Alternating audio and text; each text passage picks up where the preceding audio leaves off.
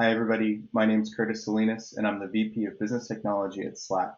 Today, I'd like to talk to you about how some of the most successful organizations are reimagining lifecycle management within their companies using Slack and Okta. I'll talk through some of the secular trends that are impacting all of us, some of the ways in which people are using Slack and Okta to reimagine lifecycle management, and then I'd like to invite one of our esteemed colleagues to talk a little bit about how they're doing that at Doordash. I want to start out with the secular trends that we're all facing. Now, even back in 2019, KPMG found that 81% of IT leaders knew that their businesses were going to need to radically change in the coming years. And you can just imagine how the pandemic accelerated that. In fact, last year, 65% of customer interactions were digital, a full 41% more than the previous year. Now, with all these external pressures, we also face the internal pressure. Knowledge workers don't want to go back to offices. In fact, only 12% of people say they want to go back to the office full time. 72% say they prefer a hybrid model where they're working from home and the office at different times. This represents a huge shift in how we actually think about the employee experience. There's a lot of pressure on employees and ourselves to adapt and execute quickly. Now, how do we start to align and coordinate across these teams, especially if they're not in the same place any longer? And really, aside from Wi-Fi connections, the most desirable thing for employees is to stay connected and engaged with their teams. So how are teams actually accomplishing this? Now, on top of this, and aside from those secular trends, if we look at just our industry, what we're finding is that 70% of CIOs actually are going to feel some long-term financial stress coming out of the pandemic. And as we start to look for places to cut or to get more efficient, we've really found that 50% of the software we're using in our stacks today isn't being used effectively. But paradoxically, the number of tools in the environment has actually doubled, creating quite a conundrum for a lot of us. It's that the old adage that we all hate. We're starting to have to learn how to do more with less. Now, how are some organizations tackling that? The first step, and especially here at Slack, is that we need to create a system of engagement for people that actually matches the modern enterprise that they're working in. And for us, Slack is that system of engagement. In fact, many leading organizations that you know are actually reinventing their employee experiences on Slack. They're starting to optimize their tech stacks, onboard and offboard their users using Slack, and driving employee engagement at the same time, which we know is paramount here. Now, when I talk about optimizing our tech stack, really Slack is that force that can start to optimize all the tools in your environment. A recent study found that over 1,000 SaaS applications are in use across organizations today. Even at a young company like Slack, we have hundreds of them that we're managing centrally. Using Slack, we're able to start to eliminate the silos between the people and the apps and services, and to bring information to people directly in the place where they want to be working. Next, we can uncover inefficiencies in how they're using the software and start to reduce unnecessary licensing costs, duplicate software, and things that are just making for a more complicated environment that isn't helping anyone. And really, the end goal here is to define a new standard for how these personas in different organizations work. We want to make sure that as people join companies, they're actually presented with the tools that they need to do their job, no more, no less, so that we can make them as productive as possible. On top of that, and I know this is top of mind for a lot of you, and it certainly is for me, we need to make sure that all the tools in our environment, including our channel-based messaging tool, which is Slack, are as enterprise grade ready in a security sense and compliant with all the standards that we have to account for. And this is really where the magic of Okta and Slack start to shine, because both take security so seriously. In fact, it's pretty awesome that 2 years ago, I'd be going into a conversation with someone like Lockheed Martin or McKesson and having a conversation about what standard we need to meet and why they should be rolling out the tool. But over the past year, it's completely changed. We've gotten past that point, and now we're talking about how can we automate our tools? How can we make the tools that we have more efficient? And how can we bring our workforce together in a way that's going to make them as productive as possible? It's an entirely different conversation. And as we think about these tools together, using Okta's lifecycle management together with Slack can really help to bootstrap that new culture that you're trying to create. In fact, customers that are using just-in-time provisioning are able to provision users directly into workspaces and channels. So no longer are the days of you join a company, you go through onboarding, it takes you 2 weeks to get access to the tools you need, and you still don't have everything you need to do your job. Now, from day one, users can start, join team channels and workspaces, be added to the social channels that they need to, and be ready with all the tools that they need on their first day to get their jobs done. Now, that onboarding with ease applies to new hires, it applies to people crossing between different teams. Imagine now we go from that scenario of everybody having to ask for information and taking weeks and maybe months to onboard to just being part of the team from day one, having access to the tools they need using Okta groups from day one, and starting to be able to pull Okta data into Slack to enrich the user profiles so they don't need to ask around or shoulder tap, which isn't even possible right now, in order to find out who's the right person to do something, because that data already exists in Okta and Slack. And probably most fundamentally and most important to many of you, especially those that are in security roles, they're able to maintain control and access of their critical company data throughout that life cycle. Now, all of that is great, but it really comes down to how we drive employee engagement. How do you unlock the full potential of your people, your tools, and your data? And Slack is where that's happening. You're breaking down the barriers to cross-functional collaboration internal to your organization and external using Slack Connect. You're seamlessly bringing the tools that people need directly to them on the platform. And if you think about coming into an organization right now, imagine the employee satisfaction that that's creating, which is phenomenally different than what you would have seen in the past. And think about the company culture that that's starting to foster. And in the end, we need to be thinking about the business impact of all of this. When your company is deeply connected, your people are deeply engaged. With over 5 billion actions on the Slack platform, and people survey finding that they have 91% of them feel their ability to do work remotely has actually improved using Slack, and 75% of them would be unhappy if we took it away. You can really start to see the picture forming of how critical this tool is going to be to people and how critical it is that you're using something like Okta Lifecycle Management to make sure their experience on Slack is actually that much better. The quote that you see here isn't unique, but it is important and powerful, which is that people are telling their leaders that if they took away their Slack, they would quit. Now imagine how seamless of an experience you can create using Okta and Slack together and how those people are going to feel about that tool set. And when it comes to the tangible business impact, recent survey from Forrester found that 338% return on investment is what businesses are finding when they roll out Slack, which equates to $2.1 million in productivity savings. And if you dig into each of the business units that we support, we're finding 13% shorter deal cycles, 31% faster time to resolution for customer service, faster turnaround in features delivered in engineering groups, and again, bringing it back to employee engagement, 24% faster time to onboard users to full productivity. Those are stats that are coming not from Slack, but from businesses like yours who are using these tools in tandem. And that's just Slack generally. Imagine the power of using Slack and Okta together to achieve this in faster and faster amounts of time, bringing people up to speed as quickly as possible and making sure they're engaged and productive from day one. But don't take it from me or from us at Slack.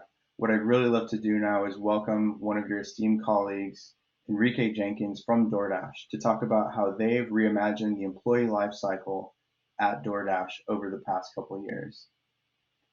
Enrique, welcome to Octane. It's so good to have you here.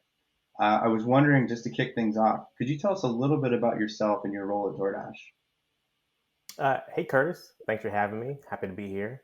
And yeah, I'm the head of IT here at DoorDash. I've been here a little over 2.5 years. I oversee all corporate technology from hire to retire for all employees. My role originally started to manage the preparation for IPO readiness. Also, part of my role scaled quickly into hyper growth to keep the lights on and do all things we need to do to maintain the momentum that we have as a company, Sounds like a wild ride, Enrique.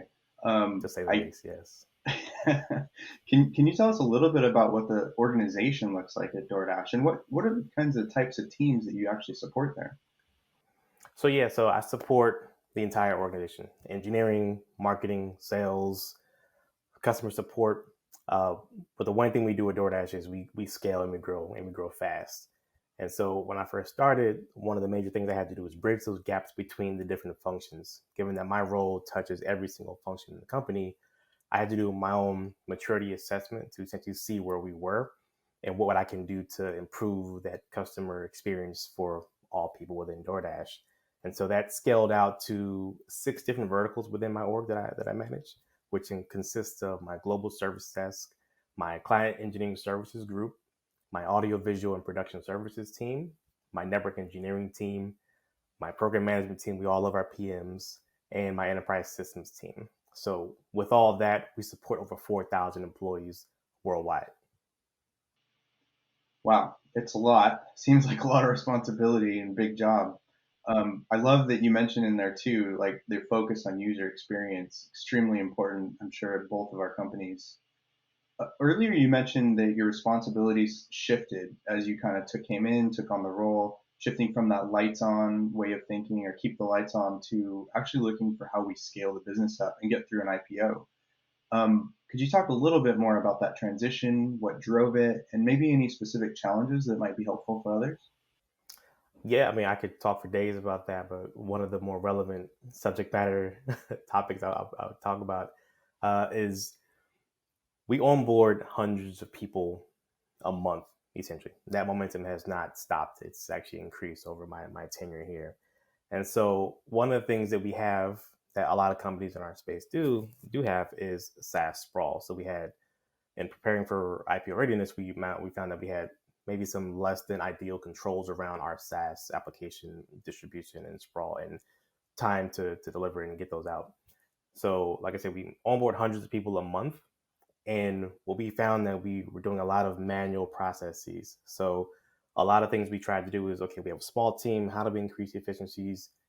Insert, we use Okta, obviously. So insert lifecycle management. That cut down tremendously on the time to distribute SaaS application access to get people on board and up and running on day one. As you mentioned earlier, the faster people can get on board, the happier the employee can be. And that's one thing that I've maintained with me my entire career.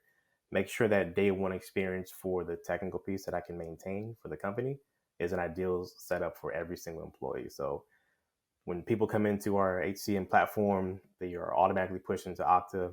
And then prior to LCM, we had some manual processes to make sure, hey, if you're on this team or you're in that team or this group, we're manually creating the different buckets of teams of people to put them into. But now that we have lifecycle management, we're able to automate that process and take hours off of our lives so we can focus on more challenging problems and make the experience easier to onboard, provision, and even deprovision offboard for employees. And one added bonus of that, it also helped me to maintain visibility into my license spending. So I know how many licenses I have, how many I should have. I'm not carrying too much shelf life. We had all those SaaS contracts can always, add a little extra room to maintain room for growth, but I'm able to build in that buffer that I can understand the margin I'm going to create by having LCM to automate these processes for me. I know that was long winded, but I hope that answered your question.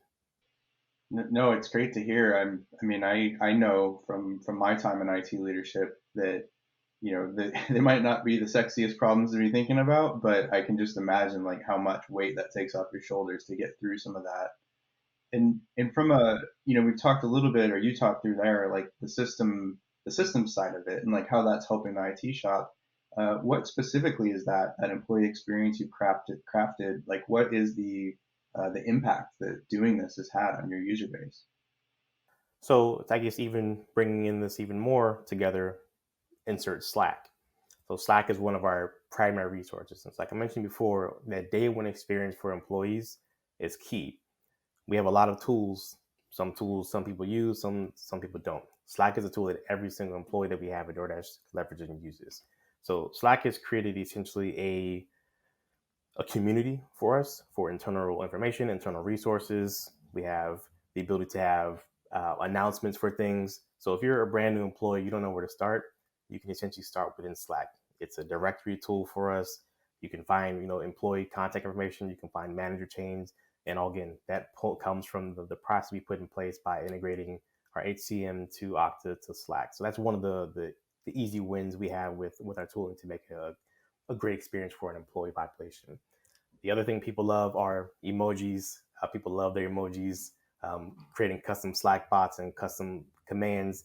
It's kind of fostering that ecosystem of, hey, we're a technology company. Let's use the latest and greatest technology. And let's make sure that we're using things that are best in class for the society we live in. And so Slack has been huge for that. One other benefit that I mentioned is in the midst of COVID, the ability that we can have a virtual war room, if you will, where I'm in California, some of my team is in distributed across the U.S. We don't have to be shoulder to shoulder to solve these challenging problems that we have on a day-to-day basis. Slack gives you the ability to create these rooms on the fly, the private channels essentially. That's huge. Even furthermore, we also have done a few acquisitions. And if anyone knows about M&A and acquisitions, a lot of the work happens prior to the close of that acquisition. So one of the biggest value adds that I'm gonna root and cheer for Slack for doing this is creating the ability for us to have external workspaces that has cut down on just headaches, the ability to respond to people and work with these outside partners. Even with my company, it's also helped with people who work with our different merchants and our customers.